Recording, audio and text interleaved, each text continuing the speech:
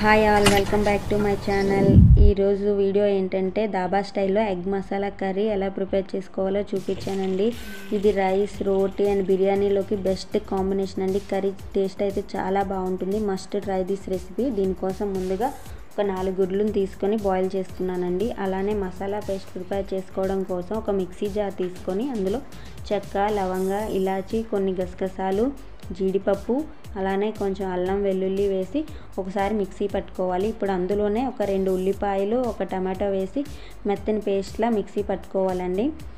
Next మనం ఇంతకుముందు boil చేసుకున్న ఎగ్స్ని తీసుకొని ఒక ఫోక్ తీసుకొని వాటిని ఘాట్లు పెట్టుకోవాలండి. వీడియోలో చూపిస్తున్నట్టు, అంటే మసాలా వీటికి బాగా ఎగ్స్కి పడుతుందని.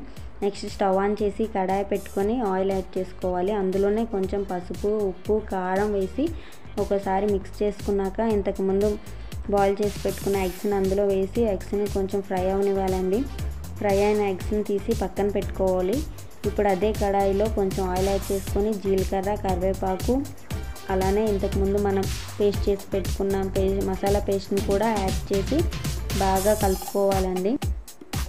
కొంచెం మసాలా పేస్ట్ వేగాక ఇప్పుడు అందులో కొంచెం పసుపు, ఉప్పు, అలానే కారం కూడా యాడ్ చేసుకొని బాగా కలుపుకోవాలండి.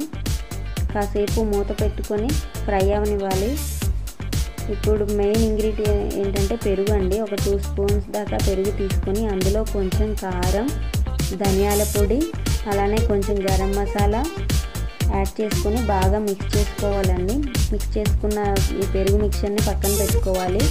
ఇప్పుడు మసాలా పేస్ట్ అనేది బాగా ఫ్రై అయింది కదా. ఇప్పుడు అందులో ఇంతకుముందు మనం ప్రిపేర్ చేసుకున్న కర్డ్ మిక్చర్ ఉంది కదా, దాన్ని అందులో యాడ్ చేసి ఇంకాసేపు వేగనివ్వాలండి. మసాలా అంతా బాగా వేగాక ఇంతకుముందు మనం ఫ్రై చేసి పెట్టుకున్న ఎగ్స్ని అందులో యాడ్ చేసుకోవాలి.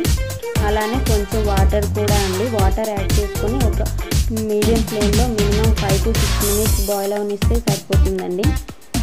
ఇంకా లాస్ట్లో కొత్తిమీర యాడ్ చేసుకోవాలి. అంతే అండి, tasty and simple dhaba style egg masala curry ready. Taste అయితే చాలా బాగుంటుంది. Must try this recipe.